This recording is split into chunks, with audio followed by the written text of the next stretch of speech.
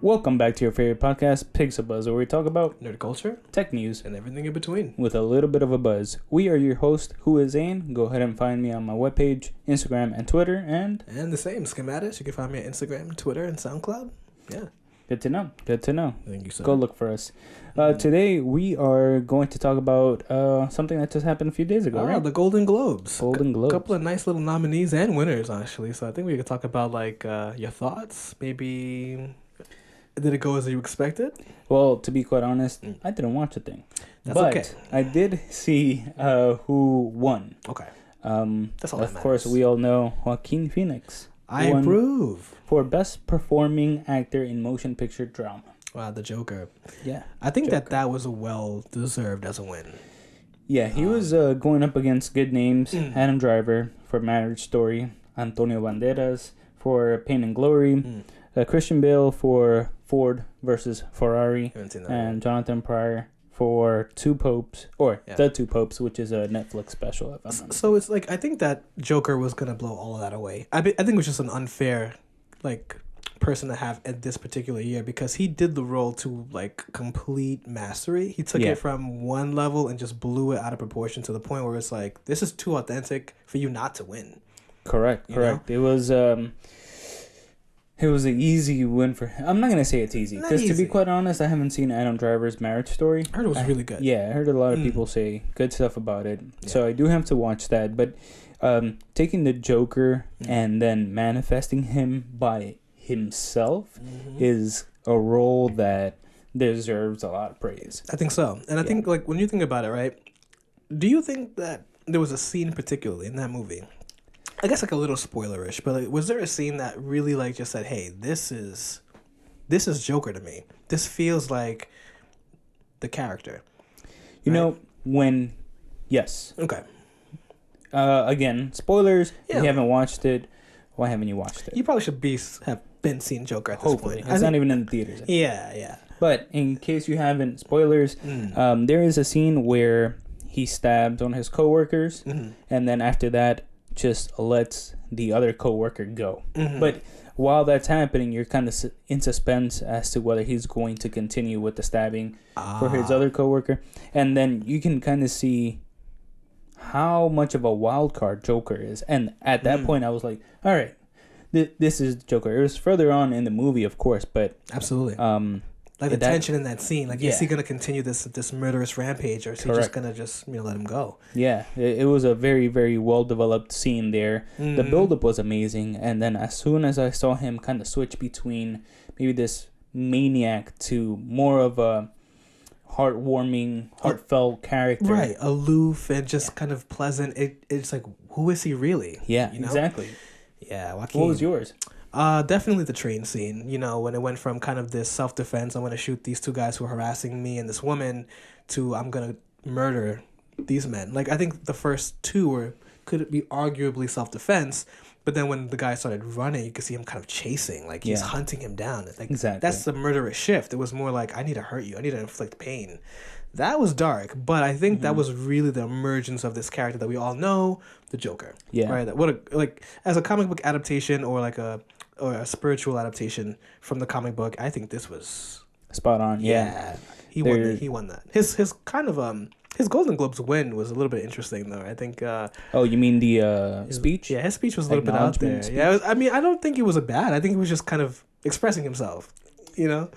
Some people say that he's just a little weird, but I think he could be. Maybe he's just awkward or nervous. He is, and I think that's why he portrayed Joker very well, because he's been there. He has, very a very awkward personality. I think so too. Yeah, from all his interviews, you can kind of see he was not the cool kid, right? Yeah. He was just kind of the one who did his own thing. Maybe he got made fun of a lot, right? But look what happened. Yeah, I mean, he won a Golden Globe, so who's laughing now? The Joker. Yeah, it was a very interesting acceptance speech. Yeah. We just saw it actually, just to recap. It was still pretty out there. It was interesting. But yeah, who else won that you care about? I mean, I think that, Parasite, oh my goodness, man. I'm so glad. So, I love that movie, and I think Bong Joon was just he deserved it. So I think this was the first Golden Globes that Korea took home, right? Yeah. Well deserved. Very well I think deserved. this movie is going to be an instant classic. I've been telling everyone I know to watch it. I've seen it twice personally in theaters. I'm going to watch it again. I just think it just does that thing for you as a viewer. It touches on different genres. It deserved the win. I don't know about touching in different genres, but the way that the story is developed is amazing. Yeah. We haven't put it out yet just because there's been a little bit of an edit issue, but that should be the next podcast, the Parasite review. Mm-hmm. I also wanted to give a little bit of a leeway so that you can enjoy the show. Enjoy the movie before we spoil Spoilers. it. A lot of spoilers. But yeah, the way it was developed, the color, the anticipation, the build up. The pacing was beautiful, man. Amazing movie. Oh my goodness. What an amazing movie. Definitely deserves an award. Mm-hmm. And then, the last one we got is Awkwafina, the first Asian American actress to take home a Golden Globe. And I think this is a big one. Yeah, big steps. Especially because she's like out of Queens too. Yeah. She's like nuts. Straight out of Queens. Yeah, amazing. She started off on YouTube, right? Yeah. Doing some sort of stand-ups. And like kind of music career kind of was doing like a thing. And and the music as well. So I don't know I haven't seen the movie she won for Farewell. I heard it was good. I seen her in Crazy Rich Asians, which was a good movie. Mm-hmm. A little bit cliche on the plot, but the thing was still really good. But I think it was more about the representation, right? Correct. So I imagine like the Asian population felt the same way I felt when Black Panther came out. I was just like, we're gonna see Black Panther, right? There was like no question. I just think we need more of it, and it's kind of showing that there's a shift in Hollywood, right? It's just becoming more diverse. Yeah, and she went up against good names. One of them was Emma Thompson. So I mean, for her to be able to get a Golden Globes, absolutely, with those big names next to her, it's an amazing job. I think so too. I think it's well deserved, and again, it's good that there's more diversity. Tongue twisters. Yep, diversity. Also, this 11% Barrier Brewing, Nothing Is Too Much beer is not helping. Good call on that, by the way. It's delicious. Yeah, but really maybe random plug in the middle of the podcast here. Yeah, but yeah, it's good to know that there's more diversity in the Golden Globes there. Oh, beautiful, beautiful, beautiful. Now, quick little segue into the technology realm. Okay. Today is the 7th of January when we're recording this podcast. Okay. The first day of CES 2020. And boy, has it been an amazing day. What do you think so far? And why? I mean, what do I not think? There's been a couple of announcements and releases that are kind of increasing, like, the internet's meme knowledge. So basically, adding more to it. I think basically now it's like the PS5, right? It's the big reveal.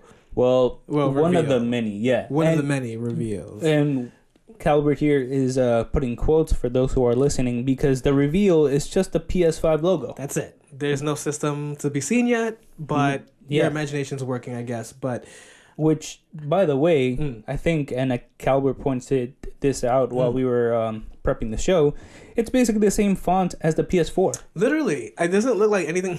Like, I'm sorry, but I don't want to say that they're lazy. This must have been a calculated decision. Yes. I don't think this is something that the marketing team said, hey, we're just going to change the 4 into a 5. Not at all. I think it might have been, maybe they even debated, should we change it? Like, should we go a different route? I think it's that logo is such a staple now. Since the PS2, I believe, that sort of simple, very slim font. Sleek. And they kind of just, they did away with the colors. They just, no more blues. Black and white. No, black Literally and white. Black and white. I don't know whether it's going to maybe resemble the theme of the console. Interesting. Because that black and blue has been, a staple of the console. Recently, it's only been black. True. Which is a very smart move. Yeah. But who knows? This teaser of the PS5 is... I hope they reveal more in CS. I'm curious. CES 2020. So you saw the new Xbox, of course, right? Of course, What's it called? The Xbox X Series? Yes. So, all right, I don't mind it, but I think it's also a little awkward for a console, at least in my opinion. Like, when I think of a console, I just think of things that are more horizontal or more, like, I guess, compact. This kind of looks like a tower, almost like a little bit of a mini computer. I think what they're trying to do with that. I'm sorry. Go ahead and finish. That's basically my point. It just looks like a computer, and I'm thinking to myself, I don't want to buy a computer. I wanted to buy, the traditional looking console. I don't know.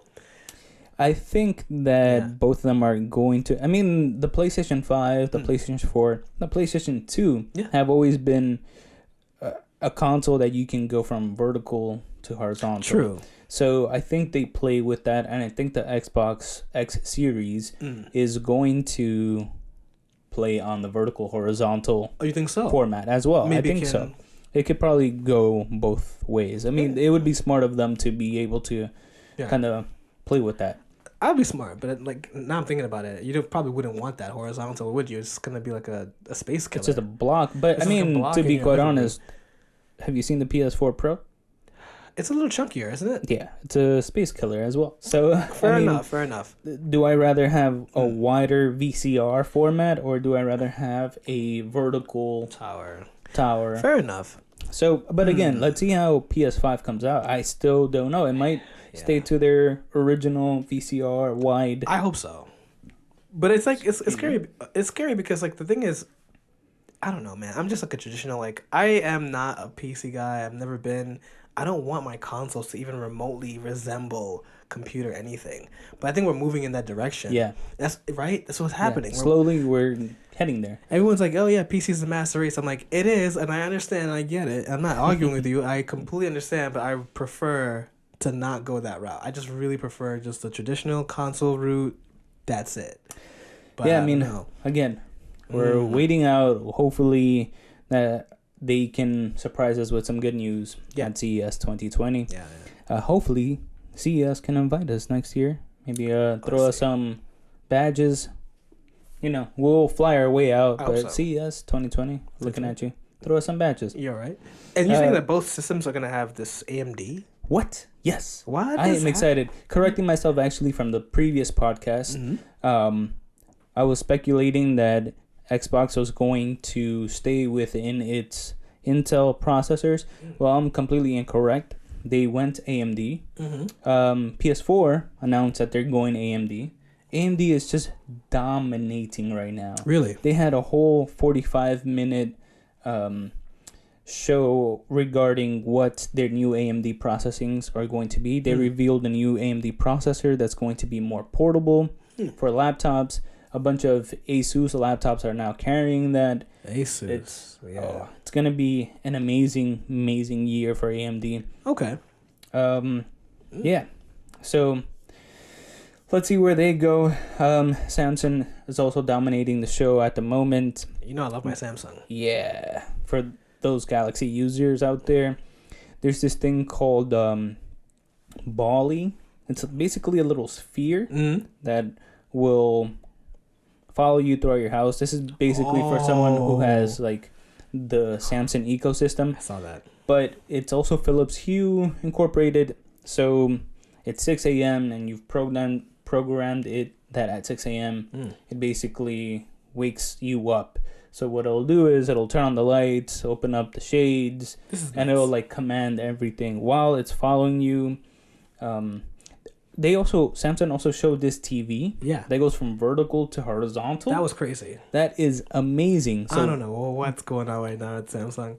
In New York, there's this huge push on trains for those mirrors that you can kind of hang on, and they're like smart mirrors. Yes. Where you can kind of work out with them and stuff. I've been seeing that more. So it looks like Samsung is going the same way, where this TV is going to have a built-in camera because the person was kind of interacting with the TV.